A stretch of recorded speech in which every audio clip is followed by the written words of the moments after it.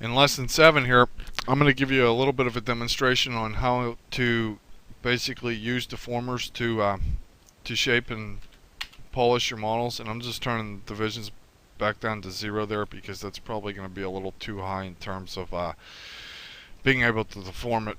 So the general idea behind deforming models is, say, like shoes on a soldier, or boots on a soldier, or shoes on a character. If you model a pair of shoes, you will tend to get like a very standard shoe, because it's like, if you look on Google and you I don't want to say find blueprints of a shoe, but you find orthographic images of a shoe, they tend to not have feet in them. And without having feet in them, it's a very like basic shoe. There's no substance to the shoe, and so you're going to basically be modeling a very static shoe that doesn't have any like life to it or any shape to it.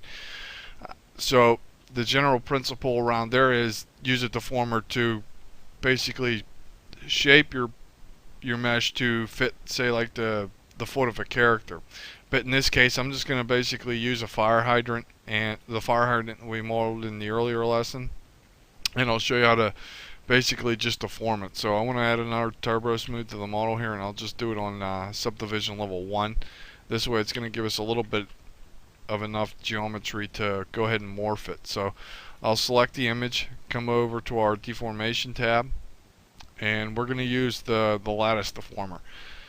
And this would actually also help in animation, because I'll show you once I start moving the lattice points here. I'm just going to add it all to 5. Okay, so I'll just go and click and select lattice point, and we'll just mess with this a little bit so you can see where it's going to cause some really cool deformations.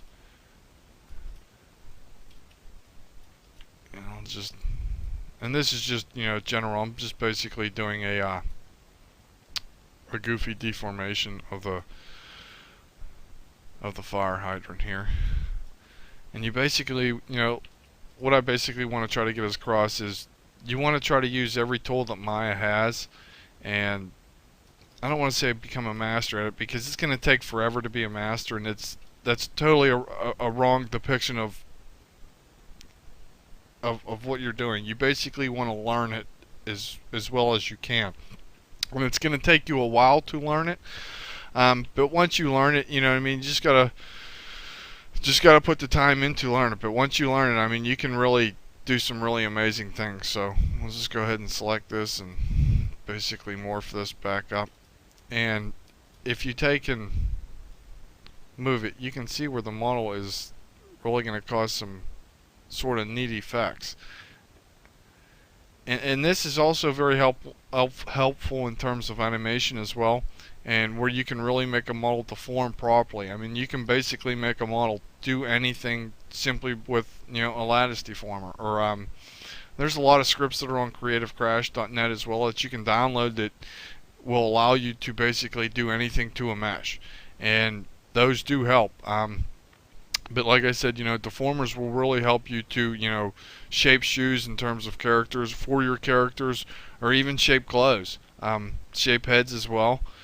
And sometimes it's more powerful to use the Maya deformer system than it is to actually use the ZBrush move tool, or the ZBrush sculpting application. You can really do some pretty amazing things with inside of Maya.